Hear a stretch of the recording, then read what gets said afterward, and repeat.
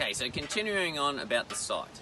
This particular site is sloped. It's only a gentle slope, but it is sloped. And so that is not a problem for a tiny house. 100% it's best that you pour a concrete slab. It's the easiest thing. You can also use the slab as storage underneath, dry storage, and that's a great thing. But it is more expensive, and you do not need to do it. It's not 100%. You can just use what we call concrete pad footings.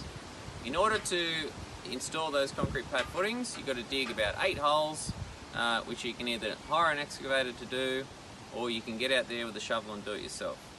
As far as filling the concrete piers, you just get yourself a concrete truck. They'll be filled in no time, and away you go.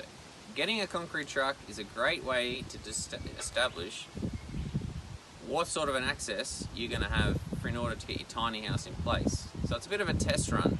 So definitely, some people think, oh, I'll just mix the concrete by hand with bags. I don't recommend that at all. You'll have so many bags, it's ridiculous, but you can do it. I don't recommend it.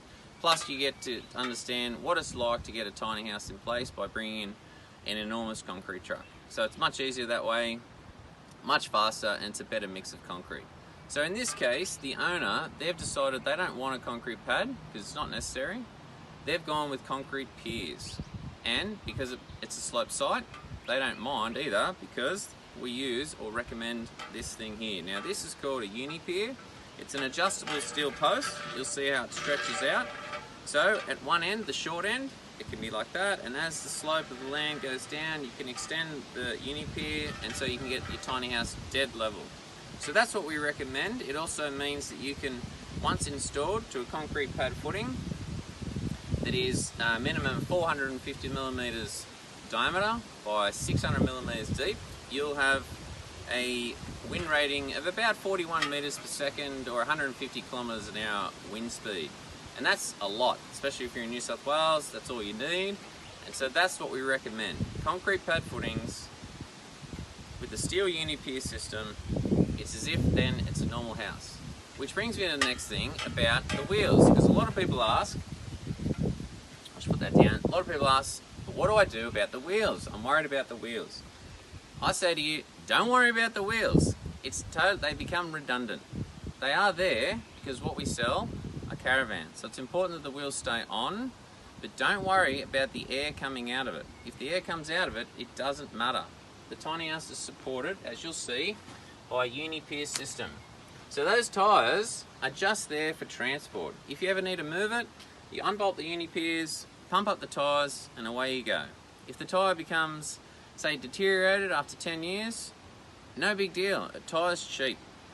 You can ring our workshop, we can send you a new one, or you just go to a local tyre shop. More than likely though, it's going to be totally fine. They're light truck tyres, so they last a long time. So a lot of people do worry about the tyres. I say don't worry about the tyres. Just put the tiny house up on these uni-piers. It essentially means over time the tyres will just hang loose and they're not part of the structure long term for a tiny house in place. Yes, they are important for delivering it down the highway, but when it's on site, it becomes completely irrelevant because you put in this uni-pier system. Okay, so that's the first thing about the tyres and installing it on a slope site. One, you can go a slab, it's fine, or piers, just as good, just as effective. Don't worry about the tyres. Which another question we get asked is, can I have a tiny house without them?